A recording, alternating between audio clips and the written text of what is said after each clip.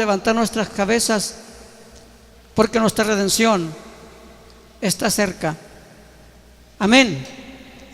Levantemos nuestras cabezas porque nuestra redención está cerca. Vamos a ver unos versículos ahí poquito salteados. Quiero hablar poquito, hermanos, de Noé. Noé, ¿quién era Noé? ¿Qué tipifica Noé? A veces podemos nosotros tomar figuras o sombras, pero por ejemplo, hágase la pregunta usted: ¿qué tipifica el arca de Noé? El arca de Noé, hermano, ¿verdad? Fue el medio que Dios salvó a aquellos. ¿Cuántos fueron? Aquellas 8 personas. Entonces, aquella arca es un tipo de Cristo. Y Noé y su familia es un tipo de la iglesia. Pero nosotros miramos cuánta gente existiría en los tiempos de Noé. ¿Cuánta gente conocería el mensaje de Dios por medio de Noé? Porque la Biblia pone a Noé como pregonero de justicia.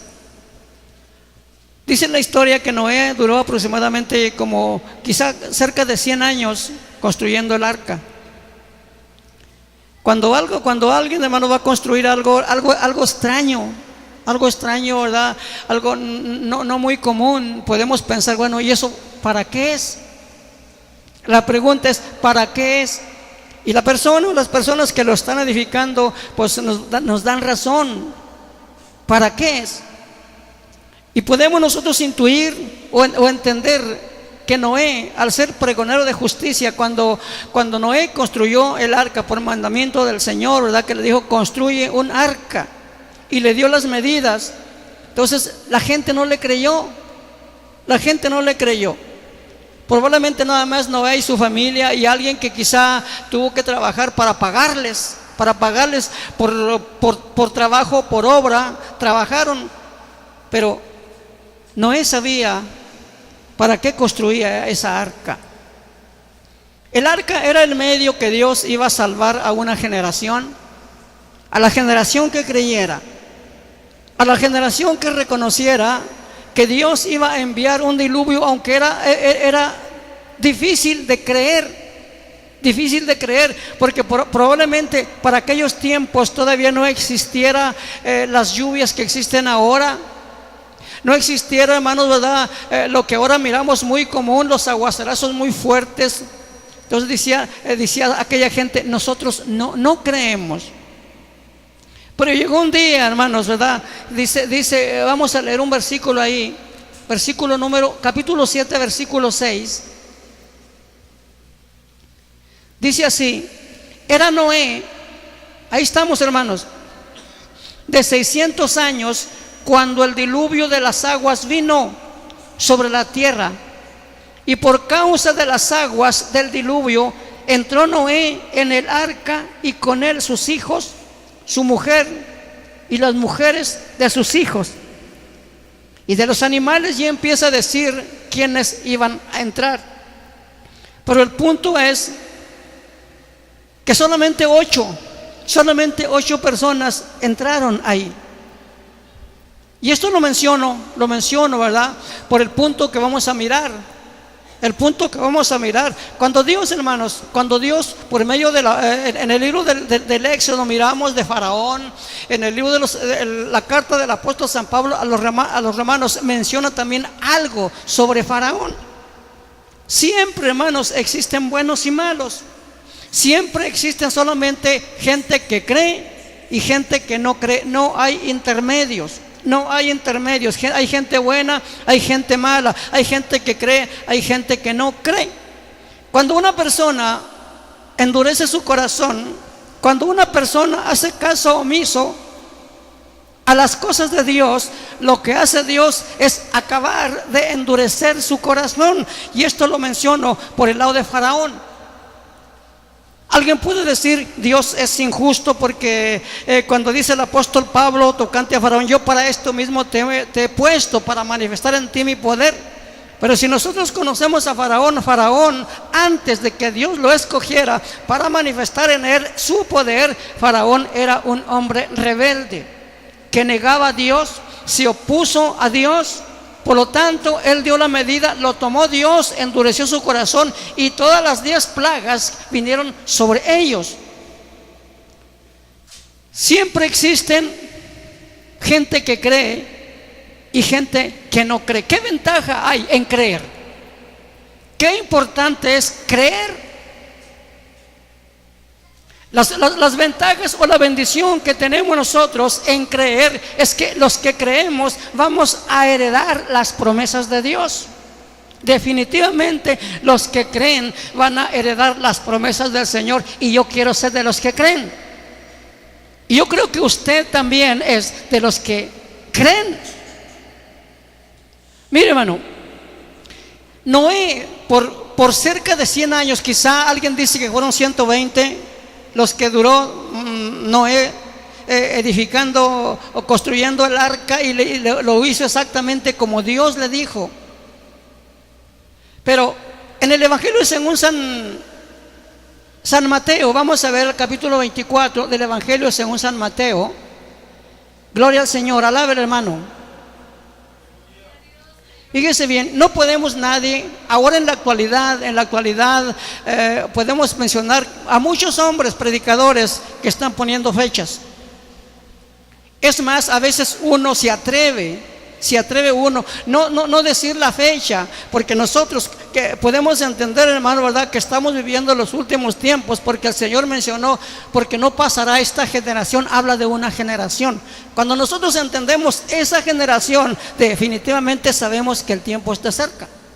Como cuando también conocemos, verdad, cuando dice cuando la higuera empieza a florecer o a reverdecer, saber que el verano está cerca. O sea que hay señales que nos enseñan los acontecimientos.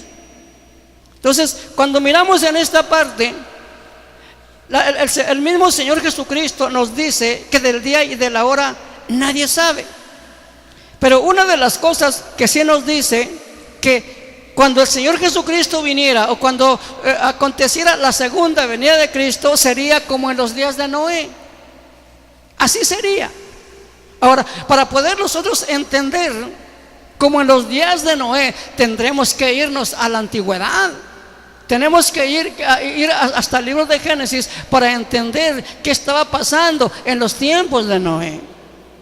Aunque aquí el mismo Señor Jesucristo, como Dios, como alguien que conoce la historia, el pasado, el presente y todo el futuro, de eternidad a eternidad, exactamente Él nos dice lo que estaba sucediendo en los días de Noé. Porque como estaba sucediendo en los días de Noé, eso mismo estaría sucediendo cuando Jesús apareciera por segunda vez. Y dice así, capítulo 24, versículo 36. Pero fíjese bien, el punto, hermano, el punto. Viene un tiempo muy difícil. Pero ¿qué importa? ¿Qué importa, hermanos? ¿Qué nos interesa que el día de mañana el mundo se acabe? O que el día de mañana tiemble, o que el día de mañana esto, o que el día de mañana esto otro, si estamos sirviendo al Señor. ¿O cuál es el problema? Que el día de mañana, hermanos, muramos. ¿Cuál es el problema? Si nosotros servimos al Señor, porque sea mañana o pasado, un día vamos a morir, ¿sí o no, hermanos? Todos. Pero si somos de los que creen, vamos a heredar las promesas. Y nosotros no debemos de dar la medida de Faraón. Nosotros debemos de servir al Señor, porque lo que vamos a mirar es grande lo que nos espera. Dice así el versículo 36: pero del día y de la hora nadie sabe, ni aun los ángeles de los cielos, sino solo, ¿qué cosa? Mi Padre. Pero dice así: mas como en los días de Noé, así será la venida del Hijo del Hombre. Aquí nos va a dar una luz para poder entender el tiempo que estamos viviendo. Del día y de la hora nadie sabe, pero sí podemos entender como en los días de Noé, o podemos entender de los días que estamos viviendo. Usted puede entender, nadie conoce mejor su vida que usted y Dios. Nadie conoce mi vida más que yo y Dios. Yo sé cómo ando, usted sabe cómo usted anda. Entonces, la medida aquí la tenemos. La medida aquí la tenemos. Quiero decir, quizá no lo deba de decir, mira, pero yo creo es tiempo. Nosotros, los que estamos bautizados, los que ya hemos entregado nuestras vidas al Señor, los que ya nuestros pecados fueron perdonados, tenemos que luchar más, esforzarnos más cada día y cada día. Y los que aún todavía no, necesitan hacer su decisión. Y lo vamos a ver ahorita, el por qué. Ya debemos de dejar de estar jugando. Por esto, hermano, miren, no debemos de jugar a la iglesita, porque el diablo no juega a la iglesita. El diablo anda como león rugiente buscando a quien devorar. Dice aquí, así será la venida del Hijo del Hombre como en los días de Noé, versículo 38. Porque como en los días antes del diluvio, estaban comiendo, bebiendo, casándose y dándose en casamiento hasta el día en que Noé entró en donde, hermanos, en el arca, y no entendieron hasta que vino el diluvio y se los llevó a todos. Así será también la venida del Hijo del Hombre. Ok, entonces imagínense, por ejemplo, nosotros como la iglesia de Cristo, que estemos viviendo una vida alejada de Dios. Ya no solamente no alejada de Dios porque hemos abandonado la Biblia o dejado de hacer cosas de Dios, no, sino simplemente por estar viviendo una vida que no agrada a Dios. Por estar viviendo una vida que no agrada a Dios, va a llegar el día que va a aparecer el Señor, hermano, ¿verdad? Y muchos, esperemos que no seamos nosotros los que seremos sorprendidos. Y digo, seremos sorprendidos, hermanos, de no recibir todas las promesas del Señor. Porque cuando Jesús aparezca, entonces vamos a recibir todas las promesas. Y si hasta ahorita, yo en lo personal, hermano, si estoy en este camino no ha sido fácil, ni para mí ni para usted. Pero usted sabe, como si empieza a trabajar el lunes, usted tiene que trabajar y trabajar toda la semana, porque ya sea el viernes en la tarde o el sábado a mediodía le van a pagar. Entonces, por ello es batalla, y por eso se esfuerza, y por eso lucha, y por eso tolera, por eso aguanta. ¿Por qué? Porque usted está esperando el pago. Así dice que sería como en los días de Noé. Porque como en los días de Noé se casaban, se daban en casamiento, y cada uno andaba en sus afanes. ¿Hasta cuándo? Hasta que el Señor apareció. Entonces fueron ellos sorprendidos. Entonces Dios no quiere que seamos sorprendidos. Dios quiere que nosotros le recibamos para cuando Él aparezca, hermanos, gloria al Señor, nosotros podernos ir con Él y vivir con Él. Y esto lo mencioné por el punto que vamos a mirar. Vamos a ver ahí, hermanos, ahí en Revelación, al libro de Apocalipsis. Este es el tema que quiero tratar, y va a ver, hermanos, se va a gozar. ¿Cuántos dan gloria a Dios? Aleluya. Vamos ahí al libro de Apocalipsis capítulo 7. Apocalipsis capítulo 7, o Revelación de San Juan. Mire, hermano, todas las cosas debemos nosotros disfrutarlas. Cuando usted lee el libro de Eclesiastés, dice: todo lo que se quiere debajo del cielo o debajo del sol tiene su tiempo y tiene su sazón. Todo lo puede disfrutar. Yo lo he dicho a los jóvenes, ¿verdad? Una torta, un lonche, un burrito, un tacos aguados, una soda, un chocolate, cualquier cosa se puede disfrutar. El trabajo, la escuela, todo se puede disfrutar, pero una de las cosas fundamentales es Dios. Una de las cosas fundamentales es Dios, hermano. Porque ¿de qué sirve que el hombre granjee todo el mundo y pierda su alma? ¿O qué recompensa dará el hombre por su alma? Mire, vamos a mirar la recompensa. La recompensa. A veces cuando no entendemos nosotros Y yo quiero decirle algo, hermano. A veces nosotros nos metemos tanto en la Escritura, y queremos entender las cosas solamente en las Escrituras, sin un esfuerzo, sin una devoción, sin una dedicación, y solamente lo que vamos a poder entender o conocer es letra. Si usted me pregunta alguna parte de la Biblia, a lo mejor yo se la digo, de cualquier parte de la Escritura, pero eso no me hace ser más que otros. A lo mejor usted me puede leer muchos versículos de memoria, pero no lo hace más que otros. Cuando nosotros conocemos a Dios, a nuestra medida, a nuestra capacidad, a nuestro entendimiento, gloria al Señor, si lo hacemos de todo corazón, se va a agradar Dios. Se va a agradar Dios. Entonces nosotros estamos esperando un galardón. Lo estamos esperando.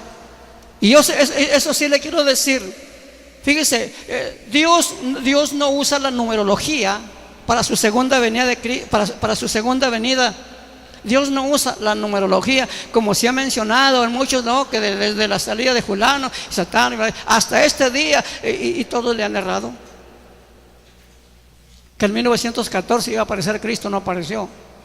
Que el 2000 iba a aparecer Cristo, no apareció. Que en 1996 iba a aparecer Cristo, no apareció. Que en el año iba a aparecer Cristo y no apareció. Y no aparece. Yo le puedo decir, Cristo viene dentro de 5 años y no va a venir. Al amor vienen 4, 3 o 2 o 1. Entonces, el punto es, aquí, ¿qué vamos a recibir? ¿Qué tanto anhelamos?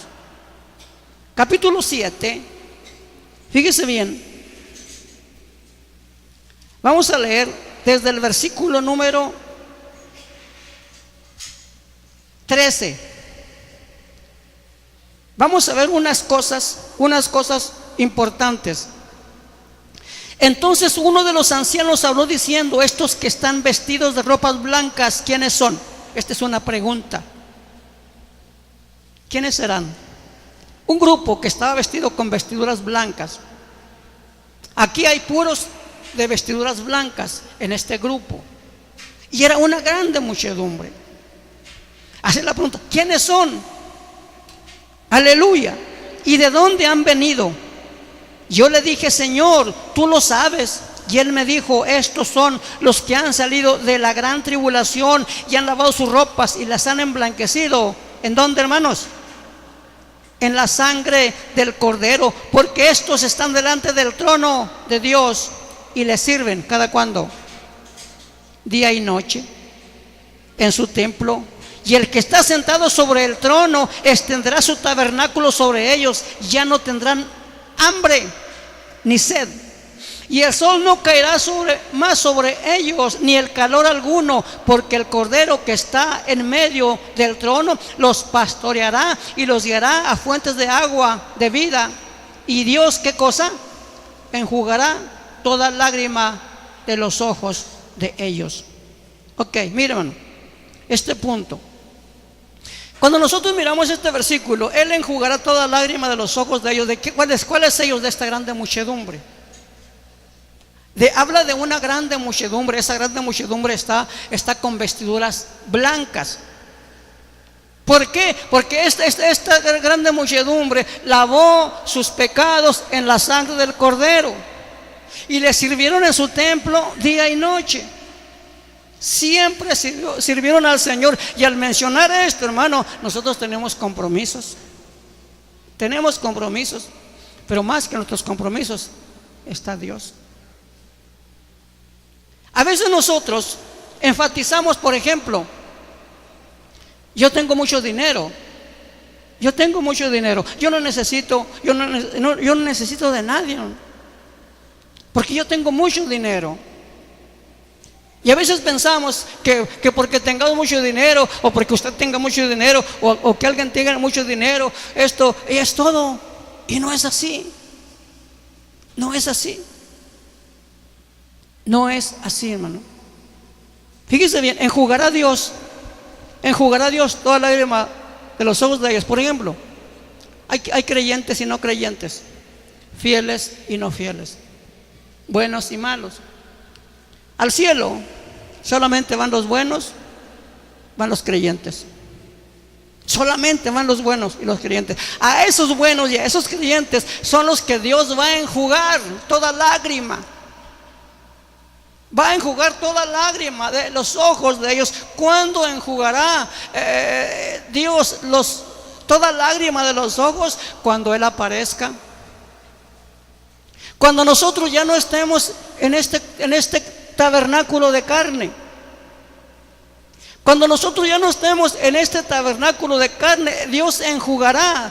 No lágrimas literales así, sino se acabarán los problemas, se acabarán las dificultades, se acabarán los malos recuerdos. Y fíjese bien lo que le voy a decir. En el cielo va a haber gozo. Aunque nosotros en el cielo nos conociéramos, no íbamos a estar bla, bla, bla, bla, bla, bla, porque no existirá el bla, bla, bla, bla. Pero si nosotros no somos de los que van al cielo, ¿a dónde van? Van al infierno, van a condenación. Ahora quiero decirle algo. Cuando usted, cuando yo, cuando todo cristiano, cuando todos los que estamos en esta grande muchedumbre,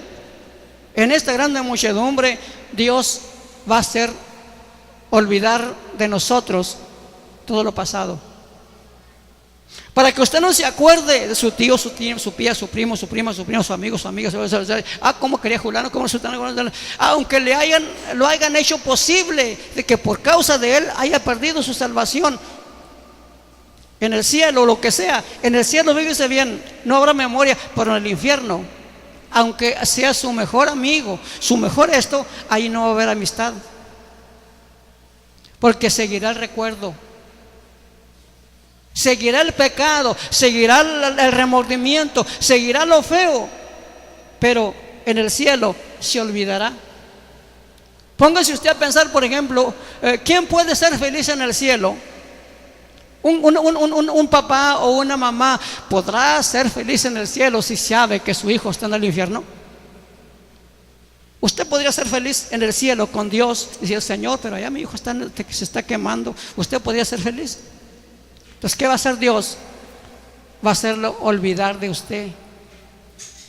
Cuando enjugará Dios todos los problemas, porque usted vivirá o viviremos una vida nueva, una vida en Dios, una vida en Cristo, y disfrutaremos solamente, hermanos, entre el pueblo de Dios. Entre el pueblo de Dios disfrutaremos la vida en Dios. Se nos olvidará lo que es el infierno, lo que es el pecado, lo que es el mundo. Todo se nos olvidará. Las amistades se olvidarán allá. En el cielo se olvidarán las amistades. Solamente como cristianos viviremos, como el pueblo del Señor. Quizá quisiera poder explicarle esto. Solamente lo estoy mencionando como decir a grandes rasgos, para poder entender, para poder percibir lo que es vivir la vida en Dios. Enjugará Dios,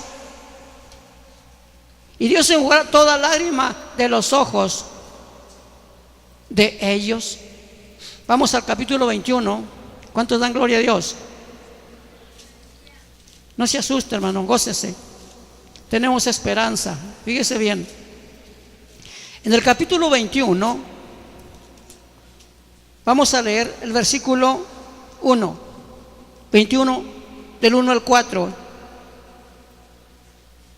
Dice: y vi un cielo nuevo. ¿Y qué más? Y una tierra nueva, porque el primer cielo y la primera tierra pasaron y el mar ya no existía más. O sea, del viejo cielo, de la vieja tierra, de todo esto, no habrá memoria. Ya no habrá memoria. Vendrá un cielo nuevo y una tierra nueva. Ahorita se habló de la Nueva Jerusalén. Quizá usted, ¿verdad? Cuando hablamos de la Nueva Jerusalén, miramos una ciudad, calles de oro y mar de cristal. ¿Quién es la Nueva Jerusalén? ¿Cómo es la Nueva Jerusalén? Calles de oro y mar de cristal. Aquí dice Juan, vi un cielo nuevo.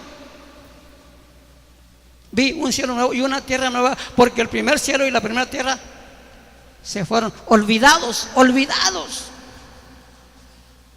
Usted no se va a acordar.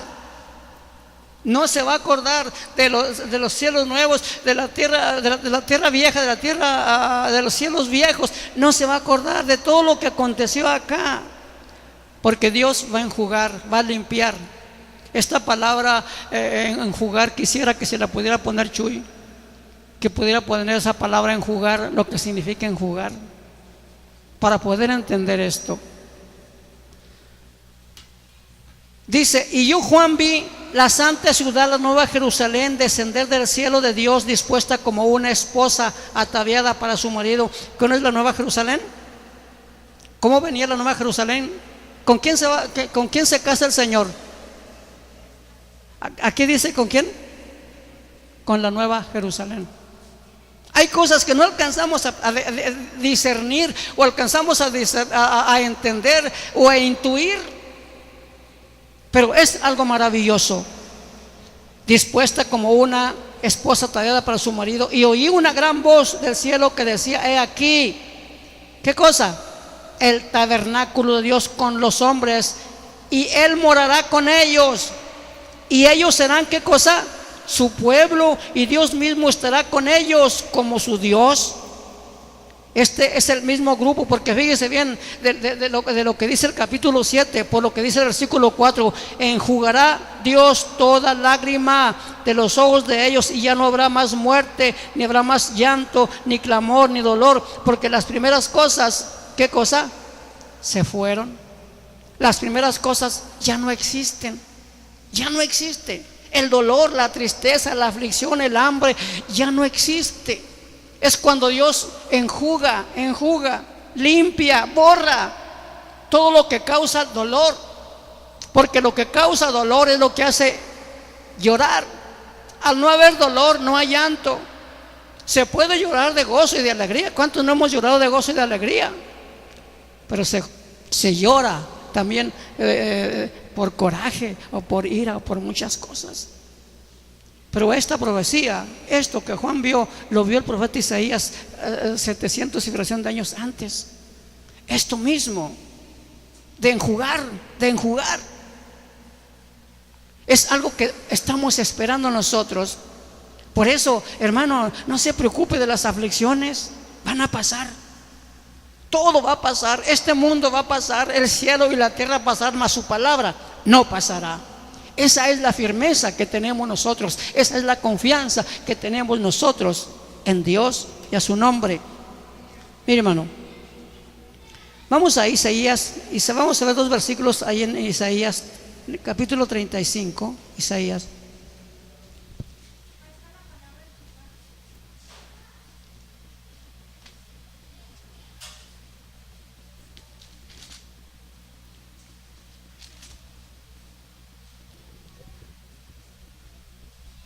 Enjugar, ¿qué es enjugar?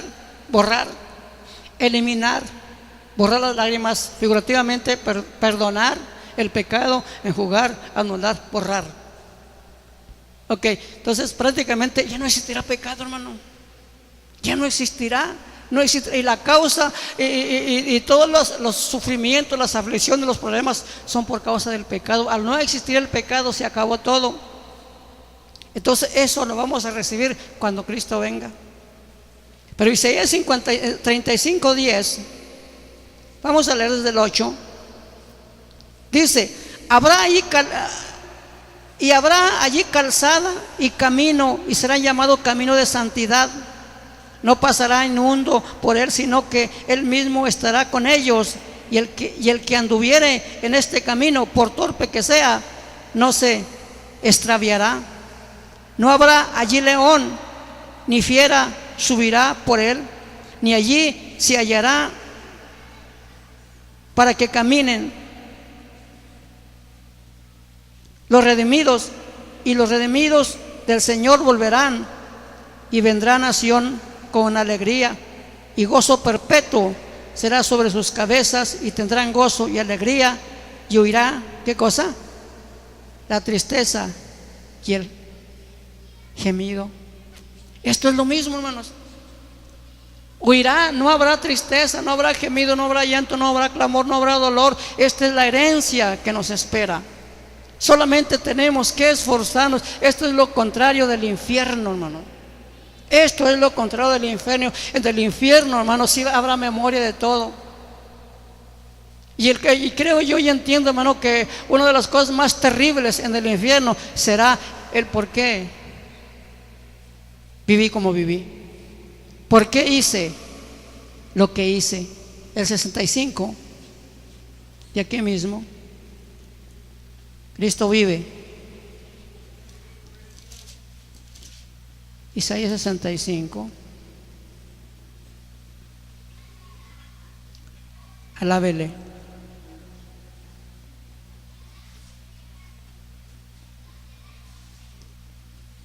Versículo número 17. Dice, porque he aquí, ¿qué cosa?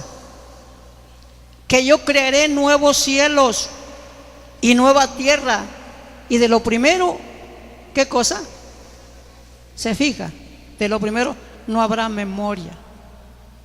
Cuando nos vayamos, cuando usted se muera y reciba su cuerpo glorificado, olvídese del que no sirvió al Señor, aunque haya sido su mejor amigo, su ser querido, más querido, pero no creyó en el Señor. Olvídelo, no lo va a recordar allá. Si no, sería, hermanos, un llanto continuo. De lo primero no habrá memoria. Paz de Cristo, hermano. De lo primero no habrá memoria, ni más vendrá al pensamiento. Mas os gozaréis y os alegraréis para siempre en las cosas que yo he creado, porque aquí que yo traigo en Jerusalén alegría y a su pueblo gozo. Y me alegraré con Jerusalén y me gozaré con mi pueblo, y nunca más se oirá en ella voz de lloro ni voz de clamor. No habrá allí más niño que muera de pocos días, ni viejo que sus días no cumpla, porque el niño morirá de 100 años y el pecador de 100 años será maldito. Edificarán casas y no serán, y morarán en ellas, plantarán viñas y comerán del fruto de ellos. No edificarán para que otro habite, ni plantarán para que otro coma, porque según los días de los árboles serán los días de mi pueblo, y mis escogidos disfrutarán la obra de sus manos. No trabajarán en vano, ni darán a luz para maldición, porque son linaje de los benditos del Señor. Fíjese, quiero aclarar esto. Una de las cosas, cuando Jesús venga, hermano, cuando Jesús venga, nosotros recibiremos el cuerpo glorificado. Recibiremos el cuerpo glorificado, pero muchos, antes de que venga el gran juicio del trono blanco, o el juicio final, muchos entrarán, porque nosotros seremos reyes y sacerdotes y reinaremos tenemos que reinar sobre gente. Tenemos que reinar sobre gente. Entonces, esto son linaje de los benditos. Esta gente es gente que no creyó en el Señor, que no aceptó al Señor Jesucristo, no obedeció al Señor Jesucristo. Mas sin embargo, ellos eran familiares del pueblo del Señor. ¿Qué podrán disfrutar? ¿De qué podrán disfrutar ellos? De un tiempo paradisiaco. Yo entiendo, a lo mejor estos son los que quieren los testigos de Jehová, pero después de esos 1000 años, ¿qué va a pasar? ¿Qué va a pasar? Entonces, como cristianos, hermanos, como cristianos, nuestra meta es cuando Cristo venga. Esa es nuestra meta, cuando Él venga. Porque cuando Él venga, nos traerá, hermanos, nos traerá todas sus promesas, todas sus promesas. Serán vigentes todas las promesas, hermanos, que recibiremos, porque aunque en este día recibimos promesas, recibimos bendiciones, ¿verdad? ¿Por qué no es feliz con Cristo? Yo soy feliz con Cristo. ¿Usted es feliz con Cristo? Ya es una bendición. Tenemos, hermanos, la oportunidad de congregarnos Tenemos la oportunidad, la bendición de congregarnos para alabarlo, ¿verdad? Y disfrutar con Él. Ahorita el hermano mencionaba, ¿verdad? Cuántos se gozaron en la fraternidad. Fue una bendición. ¿Por qué? Porque se reunió el pueblo, se reunió la iglesia, y está luchando, hermano. Está luchando, hermano. Se está preparando, se está fortaleciendo, porque viene el día malo. Pues dijo Pablo, yo no hago caso. No hago caso de eso, con tal de que yo termine el trabajo que me encomendó el Señor. Y quiero decirle que a usted Dios le encomendó un trabajo, a mí me encomendó un trabajo, y debemos de hacerlo. Debemos de hacerlo, porque nos espera, hermanos, nos espera la vida. Nos espera la vida. Hay un versículo, hermano, ¿verdad? Con esto termino. Hay un versículo que es poquito difícil quizás de aceptar, ¿verdad? Pero es muy bonito, hermano. Vamos a Hechos. Aleluya. Capítulo 14.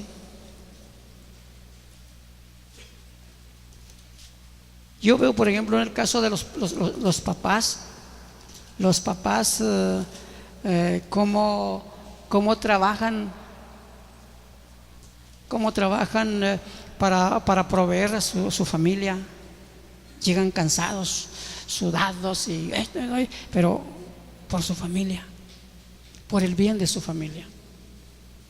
Hay que trabajar, hay que luchar, hay que esforzarnos. Tenemos que hacerlo. Dice capítulo 14. Aleluya. Versículo 19. Delante. Entonces vinieron unos judíos de Antioquía y de Iconio, que persuadieron a la multitud, y habiendo apedreado a Pablo, le arrastraron fuera de la ciudad, pensando que estaba ¿qué? Muerto. Pero rodeándole los discípulos, se levantó y entró en la ciudad, y al día siguiente salió con Bernabé para Derbe, y después de anunciar el evangelio a aquellas ciudades y de hacer muchos discípulos, volvieron a Listra, a Iconio y a Antioquía. Y dice bien, Pablo dice que lo dejaron como muerto por causa del Señor. Pero fíjese bien lo que dice Pablo, versículo 22, confirmando los ánimos de los discípulos, exhortándoles ¿a qué? A que permaneciesen en la fe, y diciéndole es necesario que a través de muchas tribulaciones entremos en el reino de Dios. Gracias a Dios que nosotros no hemos pasado tribulaciones, salvo las que hemos hecho nosotros mismos, las que nosotros mismos hemos hecho, los problemas que nos hemos metido nosotros mismos por cabezones. Pero gracias a Dios que hasta este día nadie nos ha impedido. Nadie nos ha impedido ir a la iglesia, nadie nos ha impedido hablar de Cristo, nadie nos ha impedido esto, nadie hasta ahorita, gracias a Dios por ello. Pero vendrá el día, hermano, y se lo digo en el Espíritu del Señor, falta muy poco. Entonces, ¿qué tenemos que hacer? Esforzarnos cada día. Y así como Dios estuvo con Josué, Dios estuvo con Moisés, Él prometió estar con nosotros. Él prometió estar con nosotros todos los días hasta el fin del mundo. Dice Pablo a los romanos, y si Dios por nosotros, ¿quién contra nosotros? ¿Quién? Esa debe de ser nuestra confianza. Si Dios por nosotros, ¿quién contra nosotros? Pero sí, el punto es enjugar a Dios toda lágrima de los ojos. ¿Cuándo? Cuando Él aparezca. Cuando quite el pecado, cuando quite la maldad, cuando ya no estemos en este cuerpo, ¿qué es lo que nos origina? Así que nos origina los problemas. Vivimos en la humanidad, vivimos en la carne, pero no debemos militar en las cosas de la carne. Hay que darle prioridad a Dios. Hay que darle prioridad a Dios. Si usted honra a Dios, Dios lo va a honrar. Si usted y yo deshonramos a Dios, Dios nos va a deshonrar. Dios nos va a deshonrar. Tenemos que honrar a Dios, hermanos. Honremos a Dios en todas las áreas de nuestras vidas. Todo lo que tenga, todo lo que usted tiene se va a quedar. Todo lo que yo tengo se va a quedar. Y los únicos que van a disfrutarlo son los testigos, ¿verdad? ¿Sí o no? Pues sí, ellos dicen que siento que si uno llega un hombre contendero con un evangélico, dice: no, yo que voy al cielo, yo no quiero ir al cielo. ¿Cómo no quieres ir al cielo? Y yo lo miraba como un burrito, hermano. Así yo lo miraba a él, un burrito que nomás orejón, porque ya le mostraban en la Biblia y trataba de desvirtuar la Biblia porque él no quería ir al cielo, ¿va? Decía que no, que su esperanza estaba aquí. Yo que le había echado la casa por ahí a alguien o el dinero de alguien, ¿verdad? Pues como no, ¿verdad? Entonces el día que nos vayamos no nos vamos a llevar nada.